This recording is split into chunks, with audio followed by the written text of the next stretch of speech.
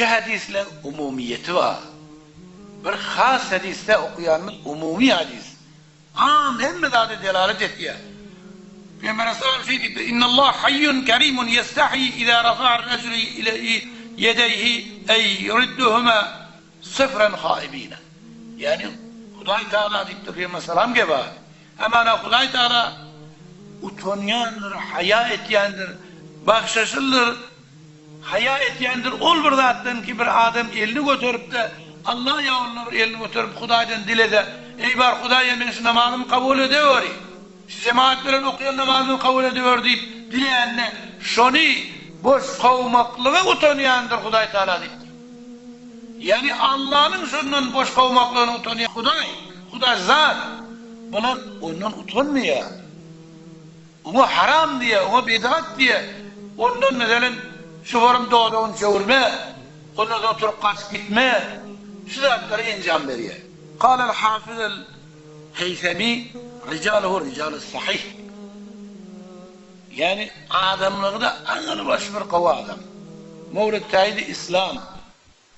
Şun ayetya فَرَفْعُ الْيَدَيْنِ فِي الدُّعَاءِ بَعْدِ الصَّلَاةِ وَبَعْدِ الطَّعَامِ وغير ذلك مشروع به عموم هذه الحديثين الصحيحين حتما وليس ببدعة ولا مكروه. Şu adam ne deyiptir öyle?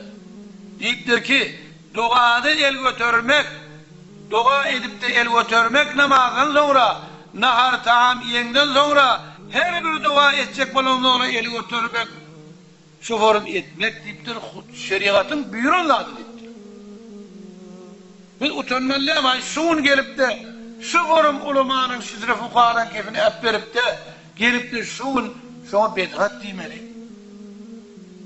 Oğullar bir zanlı olan bir gelip veren adamdan şu forum tebeyyet edip de şu forum şeriatı bir ters zatlar ayıp da arana bir telekede salmak.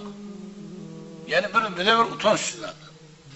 Erşad-ı Sari'de Sahih Bukhari'nin şerhi Kastalani diyen adam aytiya ki bu mevridinde katı hadis ken diye. 1, 2, 3, 4, 5, 10, 20, 30, 50 değil. Katı ken diye.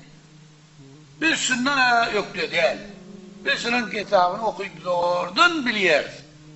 Bu adamlar bir arasında bir pek adamlar, iyi geçen adamlar şular diyer ki el kaldırmak ve Resulullah'ın el kaldıranın hakkında her bir kazalar mevridde şil mustahab olmakluğuna, mustahablığına mutlakan dua etmekliğinde hadis köp diye. Ken yesanacaklan sana oturmalı. Onun otadan çiğir ya, öz iniş biren adamları anandır ya, birisi tane hadis getirdiler de men tövbe edecek diye. Bizde sesi var. Birisi hadis diye, bir ulukan sonuçladılar. وفي التحفة diyen bir fıkh kitabı. Şuna ait diye inne dua ba'de salatil mektubeti mesnunun. 5 vakit boyuna düşen namazın izinden dua etmek sünnettir. Ve keda ref'ul yedeyn ve meshul vecih ba'del feragi. Ondan sonra elin kaldırıp dua edende elin kaldırmak, elin yüzüne yıkamak, dua tamam olana doğru elinizi yıkamak bir de sünnettir diye. Şu adam kimsi? Fetava yazıptır. İyi geçen adam. Hanefi Mevlid Tayyid adamdı. Ne diyeyim biz şu an? Bana inanmalı değil. Şunu gören şuna inanmalı. Yine Allame Ebil İhlas Hasan ibn Ammar bin Ali bin Yusuf el-Vefai Şurn ibn Ali el-Hanefi mutevaffi seneye 1069 Hicri kamaride geçen adam. Dünyada. Şu adam Nurul İlah diyen kitabında 80. sayfasında şey diye Faslun fil ezkârel varideti ba'del fardı. Farzdan sonra gerekli etmek bir zikirler var, gelen zikirler var, şun hakkında şey deyip aytacak diye. El kıyam ile sünneti muttaseren bil farzı mesnunun. Farz namazı cemaatlerin okuyundan sonra sünnete karşıyın kalmak sünnettir diye. Ve an Şems'il Halavani la ba'se bil kıraatil evrad beynel farideti ve sünneti. Bazılar şunu sual ettiler. Şems'il Halavani diyen ulukan angırbaş ulukan fukalam.